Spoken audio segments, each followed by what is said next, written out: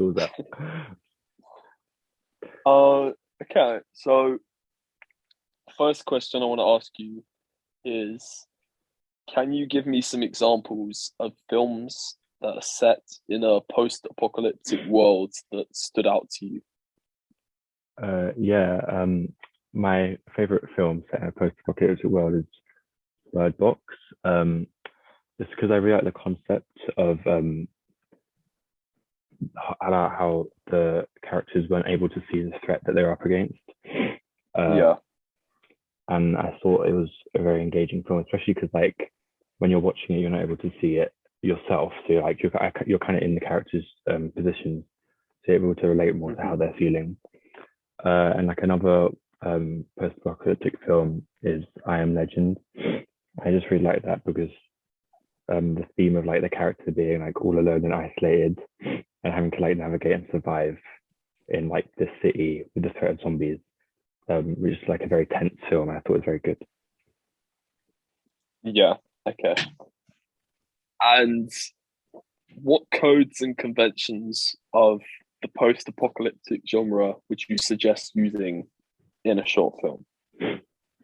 Um, I think the most important sort of like code to use be in terms of setting to have it be set in somewhere like abandoned or derelict, like very rundown area, like remote with no Yeah. signs of life around, because it sort of like emphasizes how like the character is like alone, isolated, all that stuff, which like adds to the atmosphere. If you know what I mean?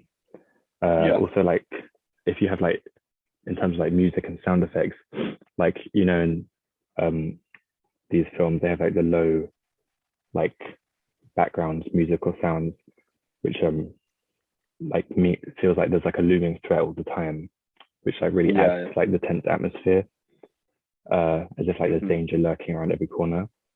And then also like shots from above or like wide angle shots like emphasize the feeling of being isolated because like you can see like all around and there's just like the character and like nothing else on the screen. So I think that really adds to the feeling. Yeah.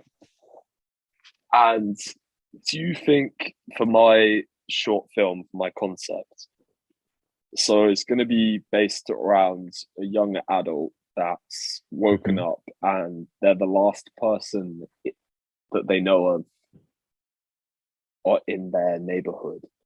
And so they've woken up isolated in this dome and they are being stalked by something or hunted by something. Do you think it would be a better idea to have whatever the threat is be human or non-human? So like a monster or an alien. I think it makes for a more interesting story if the threat is human because I Mm-hmm. think it's sort of not a cliche, but if it's a non-human threat like a monster or an alien, like you're probably going to assume that the reason that this alien is a threat is because they're just like naturally hostile. That's sort of like what Yeah, always happens in these type of films. But with a human threat, it like adds an element of like mystery to the story. Where it's like, why is this human hunting down this other human uh, when like it's meant to be like humanity stick together? So I think yeah, having a human threat would be make for a more dynamic story. yeah. Okay, thank you. That was great. You're You can stop welcome. recording now.